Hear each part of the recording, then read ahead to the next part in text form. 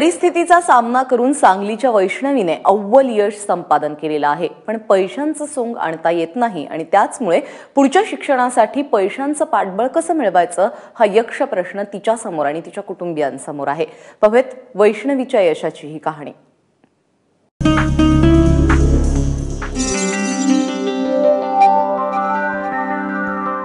चेहऱ्यावरची ही उदासी स्पष्ट दाखवतेय पुढच्या शिक्षणाची काळजी।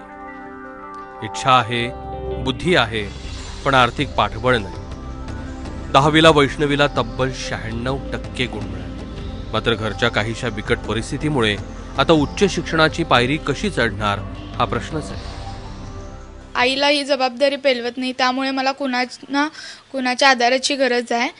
मला खूप शिकायचं आहे। मला इंजिनिअरिंग हे क्षेत्र मी निवडले। मला इंजिनिअर होऊन मला पुढे करिअर करायचं आहे, पण घरची परिस्थिती बिकट असल्यामुळे इंजिनिअरिंगचा खर्च परवडत नाही आहे। त्यामुळे मला मदत करून तुम्ही सहकार्य करावे अशी माझी इच्छा आहे।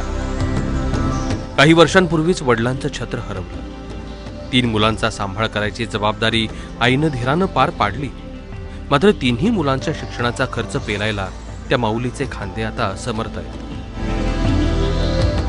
आता मला खर्च झेपेना म्हणून आमच्या मोठ्या मुलीला इंजिनिअरिंगला TWS मध्ये तिला मिळालं। मग मुलग्याला कसं घालणार परत डिप्लोमाला, मग तो पण खर्च मला झेपला नाही म्हणून त्याला ITला घातलं। ITI 2 वर्ष केली, त्याला अप्रेंटिसशिप आता चाकणला मिळायला लागल्या।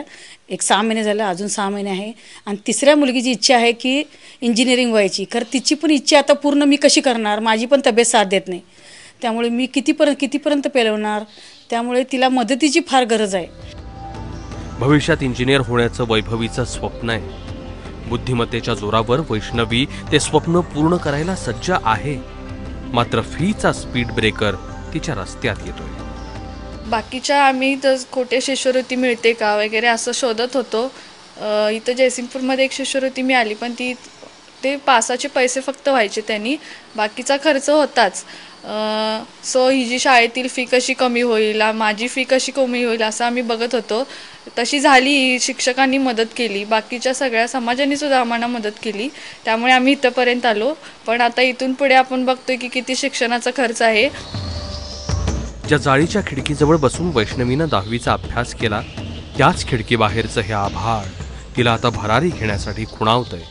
फक्त तिच्या पंखांना आपण आभाळ कवेत घेण्याची जिद्द पुरवायला हवी। कुलदीप माने, ABP माझा, सांगली। तर वैष्णवीला जर तुम्हाला मदत करायची असेल तर संपर्क क्रमांक जाणून घेऊयात आणि बुलेटिनमध्ये इथेच थांबूयात।